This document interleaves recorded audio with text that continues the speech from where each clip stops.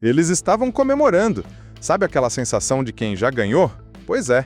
No dia em que o Senado derrubou os vetos de Lula à dosimetria das penas, Davi Alcolumbre estava ali, sorrindo, abraçando aliados, com a voz de quem acabava de conquistar algo histórico. Parecia que o Congresso tinha vencido mais uma vez. Só que tem um detalhe que ninguém percebeu naquele momento, e esse detalhe muda tudo. Porque o que pareceu uma vitória, na verdade, foi o maior erro político e jurídico que esse grupo podia cometer.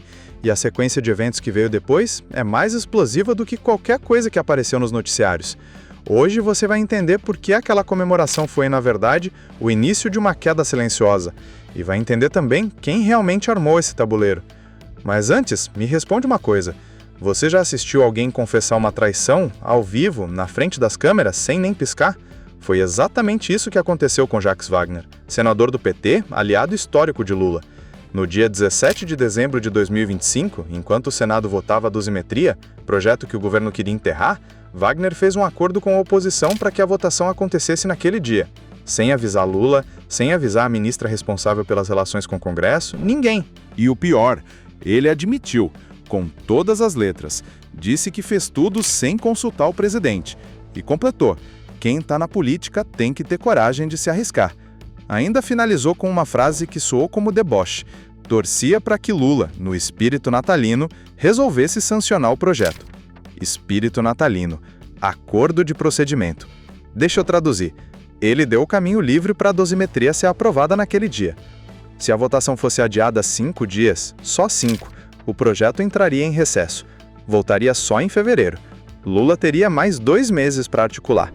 Wagner sabia disso, e fez mesmo assim. Renan Calheiros, que não é conhecido por guardar segredo, chegou antes da votação e foi direto ao ponto. Disse publicamente que Wagner tinha feito um acordo com o bolsonarismo.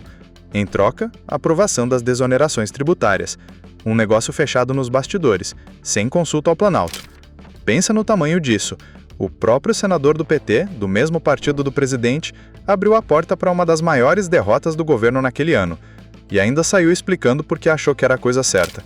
Só que enquanto Wagner comemorava sua coragem nos corredores do Senado, o Congresso estava prestes a cometer um erro ainda maior. Um erro que nenhum advogado vai conseguir desfazer. Lula vetou a dosimetria. Isso era esperado. O Congresso, então, decidiu derrubar o veto. Também era esperado. Só que aí veio a pressão popular. Explodiu nas redes sociais. Congresso inimigo do povo dominou o debate por dias seguidos. E Alcolumbre e seus aliados entraram em pânico, porque derrubar o veto inteiro, incluindo os trechos que reduzem penas para líderes de facções, milicianos, sequestradores, isso era politicamente devastador. A conta ia chegar na eleição de 2026. Então eles tentaram um jogo de mágica. A ideia foi derrubar só parte do veto presidencial, manter alguns trechos, descartar os mais impopulares. Parecia esperto, mas não era. Porque a Constituição Federal não prevê essa possibilidade. O veto presidencial é analisado como um bloco. Ou derruba tudo, ou mantém tudo. Não existe meio termo constitucional. Não existe fatiamento. Isso não é interpretação, não é debate jurídico. É o texto da Constituição. E ao tentar esse atalho, o Congresso cometeu uma ilegalidade clara, documentada e, mais importante, irrefutável. Constitucionalistas de diferentes linhas já apontaram. A manobra é juridicamente insustentável. E aqui mora o ponto que vai te surpreender. O Congresso não apenas errou, ele errou em público, com documentação, em votação televisionada, depois de semanas de pressão popular intensa. Não tem como negar depois, não tem como reescrever a narrativa. O erro está registrado. E quem ficou com o melhor posicionamento possível diante disso? Você já sabe a resposta. Mas ainda não chegamos à parte mais importante. O que acontece quando alguém tenta consertar um erro com outro erro? Alcolumbre descobriu, porque a tentativa de fatiamento não apenas falhou juridicamente, ela piorou a situação política. Antes, o problema era: o Congresso derrubou o veto. Depois do fatiamento, o problema virou: o Congresso cometeu uma ilegalidade tentando escapar da pressão popular. São coisas completamente diferentes. E aí os movimentos de Alcolumbre começaram a se virar contra ele em cadeia. Primeiro, a rejeição da indicação de Jorge Messias ao Supremo Tribunal Federal, algo que não acontecia há mais de 100 anos no Brasil, inédito. Segundo, o abraço longo e notório que Alcolumbre deu em Wagner logo após o anúncio da rejeição. Terceiro, o desgaste com a base governista foi imediato. A militância de esquerda passou dias nas redes sociais. Esse nível de pressão pública chega nos gabinetes, nos aliados, nos financiadores de campanha. E tem um detalhe que pouquíssima gente está prestando atenção. Quando você acumula esse nível de erro político, exposição jurídica e desgaste institucional, você se torna um alvo. E ser um alvo em Brasília, no momento em que investigações estão em andamento, é uma posição muito perigosa. Porque os ministros do Supremo já sinalizaram, ainda que de forma indireta, que esse tipo de manobra não passa despercebido. Quando uma ação direta de inconstitucionalidade for apresentada, e há indícios de que isso é questão de tempo, o STF terá diante de si 2 caminhos possíveis. Primeiro, anular a votação integralmente. A dosimetria volta a estaca zero. Todo o trabalho do Congresso, todo o desgaste, toda a pressão vai para o lixo. Segundo, obrigar o Congresso a refazer a votação, seguindo a regra constitucional. Ou derruba o veto inteiro, assumindo publicamente que está reduzindo penas para crimes gravíssimos, ou mantém o veto. Qualquer caminho tem um custo político enorme. E o pânico nos bastidores é real. Parlamentares que comemoravam estão agora ligando para seus advogados, tentando entender se assinaram algo que vai voltar contra eles, calculando o tamanho do estrago. Deixa isso assentar por um segundo. O Congresso tentou uma manobra para escapar da pressão popular. Essa manobra foi tão mal executada que abriu espaço para o STF intervir e potencialmente anular tudo. Só que ainda falta a parte que vai te fazer entender por que esse episódio inteiro foi, na verdade, uma armadilha. E quem armou essa armadilha não foi o STF.